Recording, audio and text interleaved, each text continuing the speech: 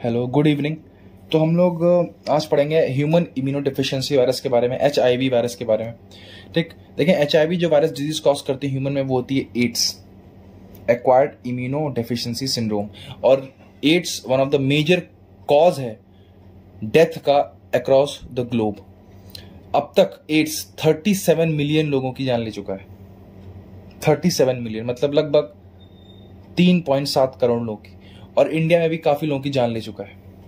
ठीक, और medical field में इस वायरस के ऊपर बहुत रिसर्च चल रही है कि कैसे भी कंट्रोल करा जाए इस वायरस को, ताकि जो जाने जा रही है उनको बचाया जा सके। ठीक, सो हम लोग पढ़ते हैं डिटेल में इस वायरस के बारे में। देखें, जो एचआईवी का पॉजिटिव ऑर्गेनिज्म होता है वो होता है एक आरएनए वायरस, जिसका नाम होता है मतलब वो एक ग्रुप ऑफ आरएनए वायरस होता है जिसे हम लोग बोलते हैं retrovirus group of RNA virus. So retrovirus group of RNA virus is the causative organism for HIV. देखिए नाम रेट्रो क्यों पड़ा? रेट्रो का मतलब होता है उल्टा चलना, मतलब जो धारा बह रही है उसके विपरीत चलना, उसके उल्टा चलना। ऐसा नाम क्यों रखा गया? देखिए इन वायरसेस के अंदर एक एंजाइम होता है जिसका नाम होता है reverse transcriptase, RT, reverse transcriptase. Reverse transcriptase enzyme अपने आप में एक्सेप्शन होता है सेंट्रल डॉगमा का। देखिए सेंट्रल डॉगमा क्या कहती है कि भैया डीएनए से हमेशा बनेगा आरएनए और आरएनए से हमेशा बनेंगे प्रोटीन्स। ठीक, लेकिन ये जो एंजाइम होता है ये उल्टा काम करवाता है, ये सिंगल स्ट्रैंडेड आरएनए को डबल स्ट्रैंडेड डीएनए में कन्वर्ट करता है, और ये सेंट्रल डॉगमा का एक्सेप्शन होता है एंजाइम। ठीक, सो जो retrovirus group of RNA virus होते हैं इनकी फैमिली होती है रेट्रोविरिडी। ये चीजें याद करने वाली हैं। इस रेट्रोविरिडी फैमिली में टोटल 3 सब फैमिली होती हैं, 7 जनरा होते हैं। उन 7 जनरा में से सिर्फ 2 जनरा ह्यूमन के लिए इन्फेक्शियस होते हैं, और उनके नाम होते हैं जीनस लेंटिवायरस और जीनस डेल्टा रेट्रोवायरस। जो एचआईवी आता है वो आता है जीनस लेंटिवायरस के अंदर, एचआईवी 1 और 2। और जो एक बीमारी और एक वायरस होता है HTLV, human T cell lymphotropic virus. ये भी पॉजिटिव, ये भी इन्फेक्शन होता है ह्यूमन के अंदर, और ये आता है जीनस डेल्टा रेट्रोवायरस के अंदर। ठीक, अब बात करते हैं एचआईवी की। देखें एचआईवी सबसे पहले जो मिला था वो मिला था न्यूयॉर्क में। सबसे पहले इसका जो केस रिपोर्ट हुआ था न्यूयॉर्क के अंदर 1981 में, और वो होमोसेक्सुअल मेल्स थे जिनके अंदर ये केस जो है वो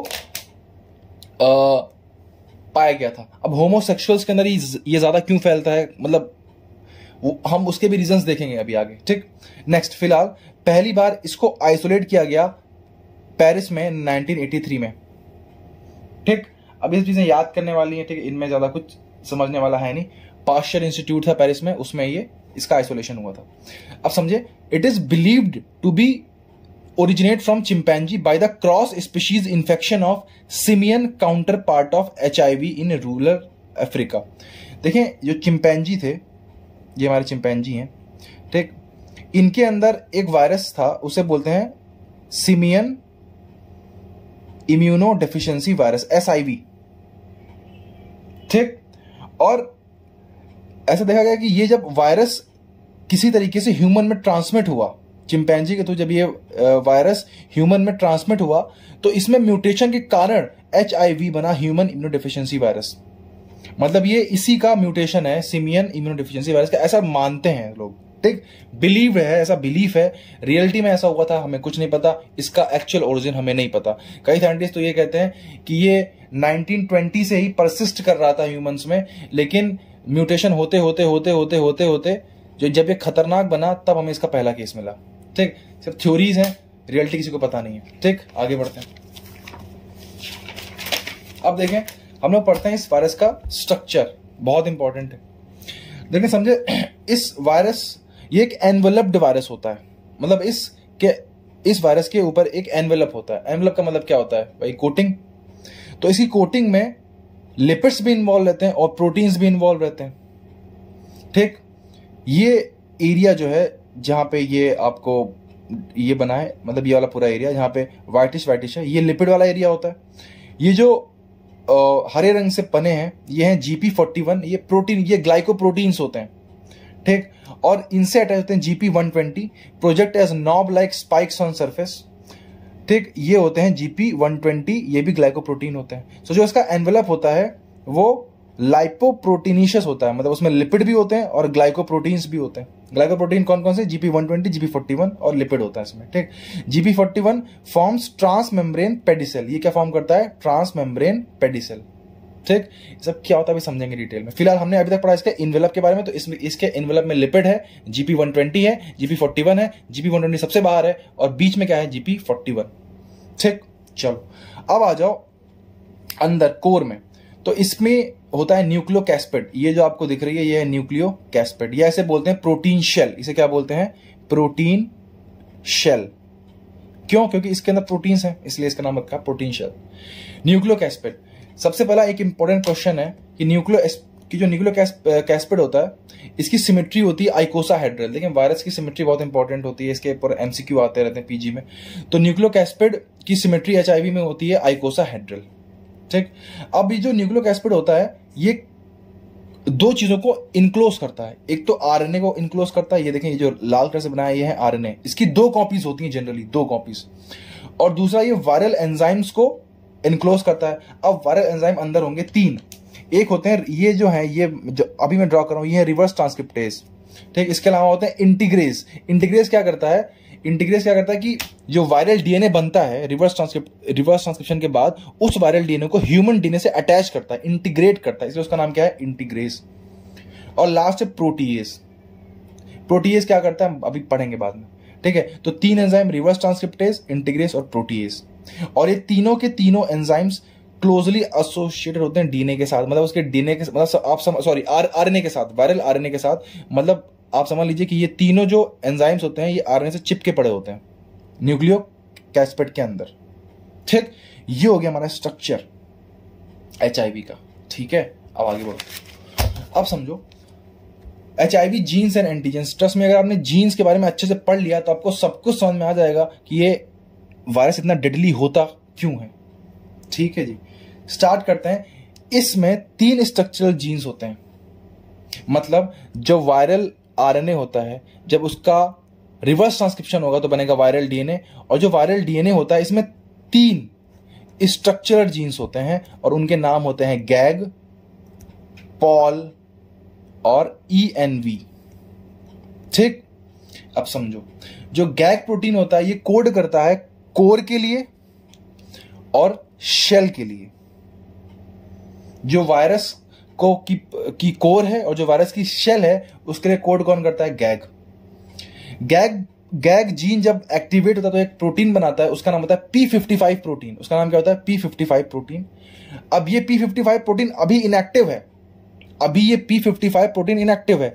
जब अब मैंने कहा था ना कि जो प्रोटीएज एंजाइम होते हैं इनका काम क्या होता है? प्रोटीएज एंजाइम जो मैंने यहाँ पढ़ाया था प्रोटीएज, तो ये अब इनका रोल आता है। ये इस इनएक्टिवेटेड P55 को ब्रेक करते हैं 3 पार्ट में, P18, P24 और P15, ठीक है। अब ये जो P18, P24 और P15 है ये एक्टिवेटेड प्रोटीन्स होते हैं, ये काम कर सकते हैं। अब तक ये जो P55 था वो एक प्रो प्रोटीन था, वो काम नहीं कर पा रहा था, लेकिन अब जो है ना वो प्रोटीन है वो काम कर लेगा, ठीक है। अब ये जो P18 होता है ये कॉन्स्टिट्यूट करता है मैट्रिक्स या शेल को, और बाकी ये दोनों बनाते हैं core constitute the core antigens. They constitute the core antigen, मतलब 24-15 constitute core antigen, whereas P18 constitute matrix और shell, ठीक है। अब बात करते हैं पॉल जीन। बहुत ही खतरनाक जीन होता है भाई साहब, यही कॉज करता है हमारा rest in peace RIP gene, इसे बोलो, मतलब रिप जीन बोलते नहीं, शॉर्ट ट्रिक है, रेस्ट इन पीस। मतलब ये रिवर्स ट्रांसक्रिप्टेज को बनाता है, इंटीग्रेज को बनाता है और प्रोटीएज को बनाता है। ये इन तीनों एंजाइम्स की कोडिंग करता है, मतलब जो भी इस जीन से प्रोटीन बनेगा वो इनकी कोडिंग करेगा, इन एंजाइम्स की। और लास्ट में होता है ENV जीन, नाम ही से क्लियर है, एनवेलप जीन है। क्या बनाएगा? एनवेलप में क्या था? G41 था और G120 था। तो जो एनवेलप जीन होता है वो codes for envelope glycoprotein GP160। Again GP160 is a pro protein, ये काम नहीं कर पाएगा। जब इस पे आके प्रोटीएजेस एक्ट करेंगे तब ये चेंज होगा GP120 और GP41 में, ठीक है जी। और अब ये जो GP41 है ये तो फ्यूजन प्रोटीन्स की फॉर्मेशन करता है, और ये जो GP120 है ये इसका फंक्शन होता है कि ये CD4 मॉलिक्यूल जो होता है, CD4 सेल्स में हम लोग की जो बॉडी में होती है, उनसे आके बाइंड कर जाता है। अब एक दुख की बात सुनिएगा, जो क्वेश्चन आपको दुख होगा, लेकिन सहना तो पड़ेगा ही। लेकिन जो गैग जो प्रो प्रोटीन बना रहा था P55, इसको तोड़ने वाले जो प्रोटीएजेस थे वो वायरस के प्रोटीएजेस थे, वायरल प्रोटीएजेस थे, ठीक।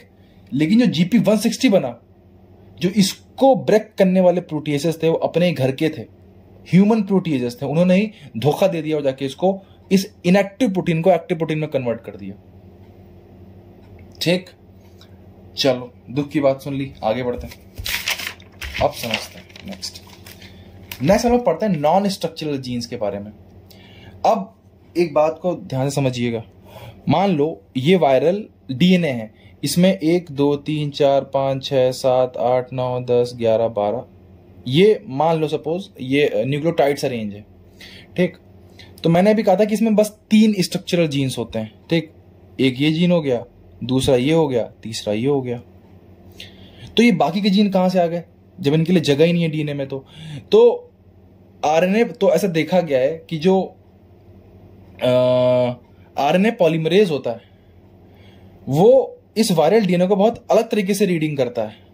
मतलब हो सकता है वो रीडिंग ऐसे करे, या हो सकता है वो अलग कॉम्बिनेशन बनाए। अब वो बोले 2 3 4 5 एक जीन हो गए, ठीक, 6 7 8 एक जीन हो गए, 9 10 11 12 एक जीन हो गए।